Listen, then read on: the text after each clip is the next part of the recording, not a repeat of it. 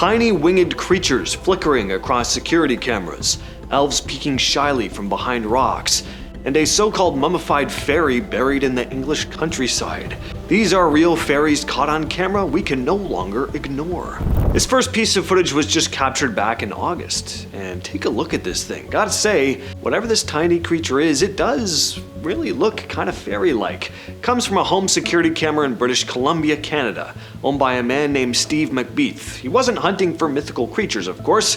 His cameras are there to catch burglars or raccoons, but one night the camera captured something unlike anything he'd ever seen before. Outside of storybooks, that is. The camera is pretty straightforward. Whenever it detects motion, Steve gets a notification on his phone, and it will tell him if it's an animal or a person. Most of the time, it's nothing all that interesting. All sorts of critters are constantly moving past it, he said, explaining he'd seen cats, dogs, raccoons, and deer go by on a regular basis. There had been a few serious moments though. Steve says the camera once caught someone trying to open his car and pull on the handle of his back door. So when his phone buzzed one night with a familiar alert, his stomach dropped.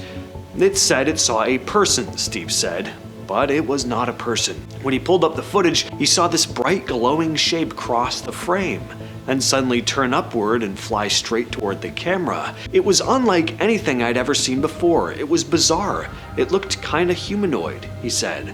Steve described it as being very eerily lit, with a shimmering silver color. Watching it back, it's easy to see why people immediately started calling it a fairy.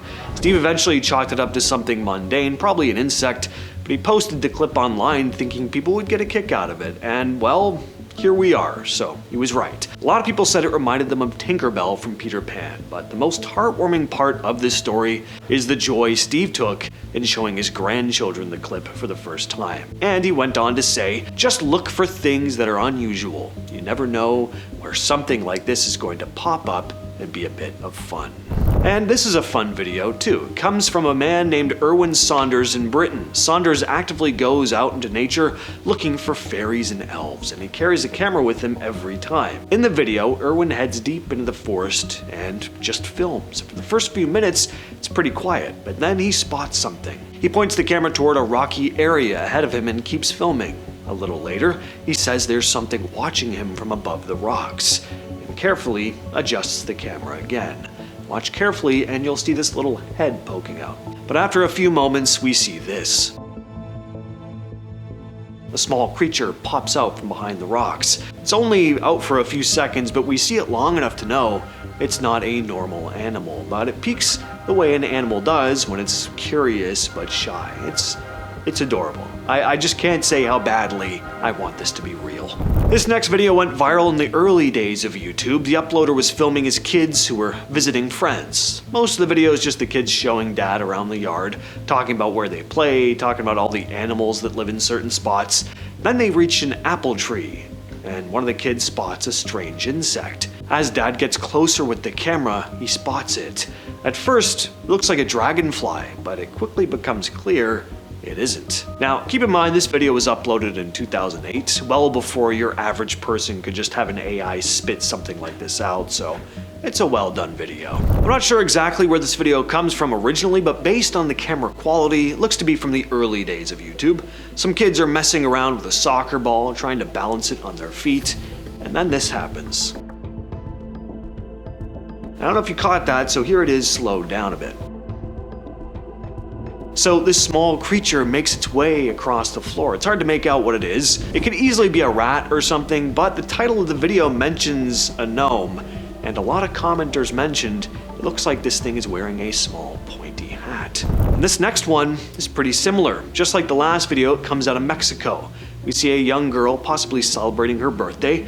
As she goes to walk into the next room, she sees something and immediately starts to scream. Again, there's this small, gnomish looking creature walking across the floor. You can easily say it was, some kind of rodent if it weren't for the pointy pink hat it was wearing. But, I don't know, maybe it's just a rat carrying a party hat.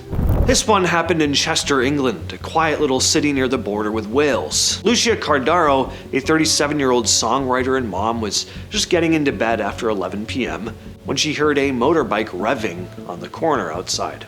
And then came a sudden thump on her living room window. She thought someone had thrown something at it. She checked her CCTV footage, and that's when she saw it. This tiny winged figure flitting past the camera. According to Cardero, quote, "When I looked on the camera, I thought, that's a bit odd.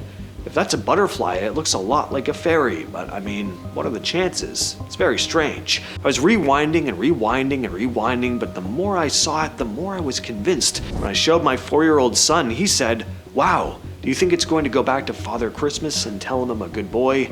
There was no doubt in his mind." These images have been floating around online forever. They show what looks like a tiny fairy corpse laid out on a forensics table, complete with wings, teeth, skin, and hair. It's most amazing top 10. You know we had to add like a dead one on this list. It can't all be whimsical. Anyway, supposedly it is a mummified fairy. When the image first hit the web in 2007, people lost their minds. It all started with a dramatic press release titled, "Do Fairies Live at the Bottom of Your Garden?" According to the story, an anonymous man was walking his dog along an old road in the Derbyshire countryside in England. His dog started barking and refusing to go near an Iron Age burial mound. The man said, quote, "He was barking in the direction of the barrow and would not go anywhere near it, which was strange as we walked past it almost every day. So curious, he approached the mound and noticed this fresh crack in the ground. When he leaned in and shined a small LED torch inside, he claimed he saw something. I could see a human-like form, only this was much smaller," he said. His first thought was that, well, it might be a child's body, until he realized it was too small, and more importantly, it had what appeared to be wings. He carefully pulled it out using a stick and placed it in a dog waste bag. And then he called for his wife. When she arrived, she later recalled seeing a, quote, "tiny but perfect mummified human body with hair, dark brown skin, and most disturbingly, wings." Even stranger, they claimed there were more bodies still inside the mound, possibly over 20. The remains were said to have been examined, photographed, x-rayed, and investigated.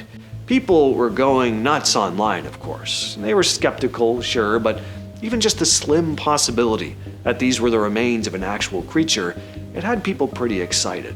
But 1 week later, the creator came clean. In a follow-up statement, he said, "Alas, the fairy is fake. As well as an artist I am, also a magician, and you have been my fantastic audience." But for this brief little window, people believed, and that's kind of fun. And we're gonna have to talk about the most famous fairy caught on camera story in history, the Cottingley Fairies. So way back in 1917, in a quiet village in England called Cottingley, two cousins, Elsie Wright, who was 16, and Frances Griffiths, who was just 9, would disappear for hours playing by a little stream behind Elsie's house. Whenever they came back all muddy, they'd say the same thing every time. They were out watching fairies. Eventually, the adults got tired of hearing it, so one day the girls grabbed Elsie's dad's camera and went back to the stream. When the photos were developed, everyone's jaw dropped. The first pictures showed Frances sitting by the water, surrounded by tiny, dancing, winged figures. A second photo showed Elsie posing with a small, gnome-looking creature stood nearby. Elsie's father immediately called it nonsense. He assumed the girls had pulled some kind of prank, but Elsie's mother believed them. The pictures eventually landed in the hands of Sir Arthur Conan Doyle, the guy who created Sherlock Holmes. Instead of debunking them, he went all in. In 1920, Doyle published the photos in the Strand magazine, presenting them as real evidence that fairies existed. This caused a huge split. Some people were fascinated, fully believed it. Others were just furious that anyone could take it seriously. But photographic experts at the time were saying that the images had not been tampered with. The truth didn't come out until the early 80s. More than 60 years later, both women finally admitted that the photos were faked. The fairies were cardboard cutouts copied from a popular children's book, carefully placed in the scene. They held them upright with hat pins. For a while, though, even with skeptics, I'm sure there was always this tiny bit of, maybe not doubt, but hope that these images were real. It captured people's imagination for decades. With all that said, I've been your host, James, and I'll catch you, yes, you specifically, in the next video.